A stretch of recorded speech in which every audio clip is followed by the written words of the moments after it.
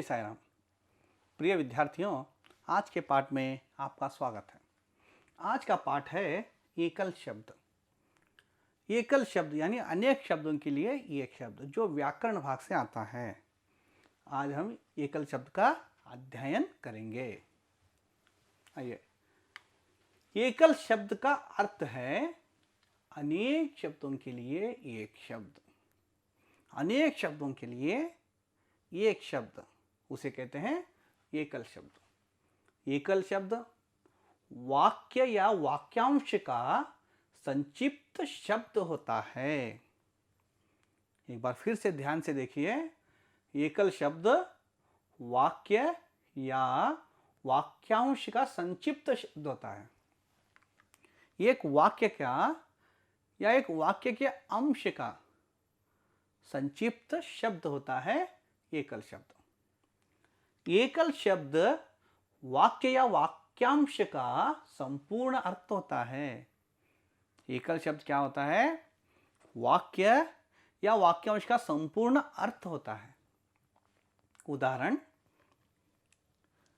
प्रसाद हमेशा दूसरों की भलाई करता है। प्रसाद क्या करता है? हमेशा दूसरों की भलाई करता है। प्रसाद दूसरों की भलाई करता है। अब देखिए, इस वाक्य को संक्षिप्त बनाते हैं।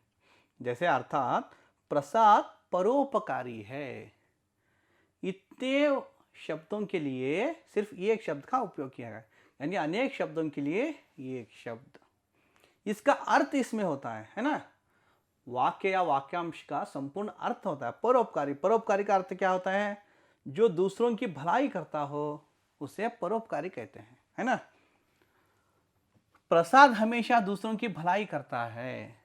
एकल शब्द का प्रयोग करके हम इस तरह से लिख सकते हैं, प्रसाद परोपकारी है। प्रसाद कैसा है? परोपकारी है। जो दूसरों की भलाई करता है उसे कहते हैं परोपकारी। जो दूसरों की भलाई करता हो उसे क्या कहते हैं? परोपकारी। यानी इस वाक्य का एकल शब्द है परोपकारी। एकल शब्द उदाहरण, बहुत सारे उदाहरण अब हम देखेंगे। जो हर समय हंसता रहता हो, इस वाक्य का एकल शब्द है हंसमुख। जो हर समय हंसता रहता हो उसे क्या कहते हैं? हंसमुख कहते हैं।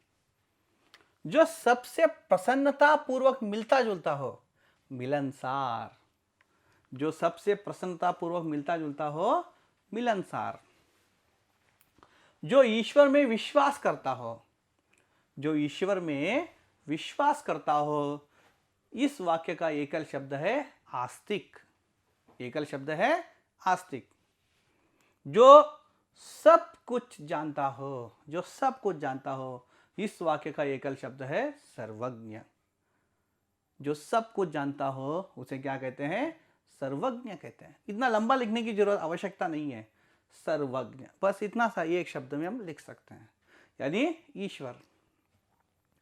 जो गीत गाता हो, गायक।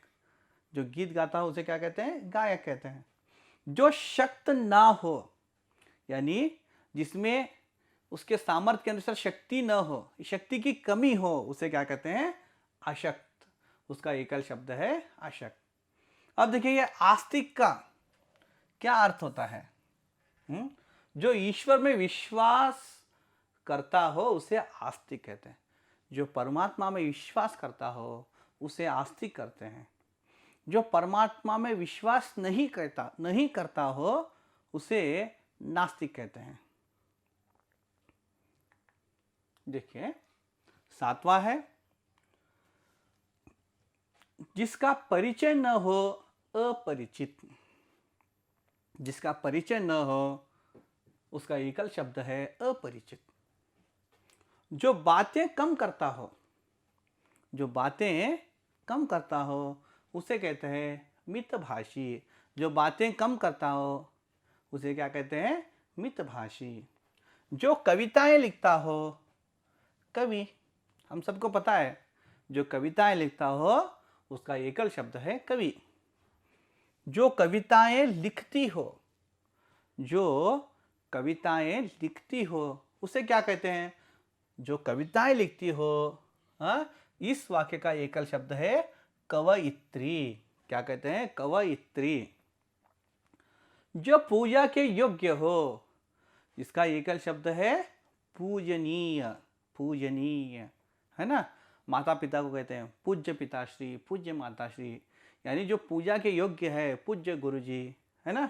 जो पूजा के योग्य है उन्हें क्या कहते हैं? पूजनीय। जिसमें दया न हो, जिसमें दया न हो, निर्दयी।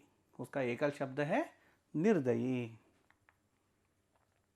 जिसका आकार न हो, निराकार। जिसका आकार न हो, निराकार, यानी ईश्वर। जो सर्वत्र व्याप्त हो, सर्वव्यापी।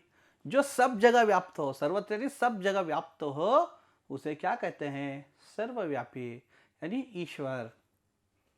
जिसका कोई अर्थ न हो, जिसका कोई अर्थ न हो, इस वाक्य का एकल शब्द है निरर्थक। जिसका कोई अर्थ न हो, निरर्थक।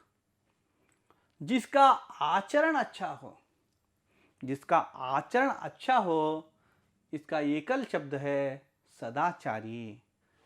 इसका एकल शब्द है सदाचारी। जो अपने साथ पढ़ता हो,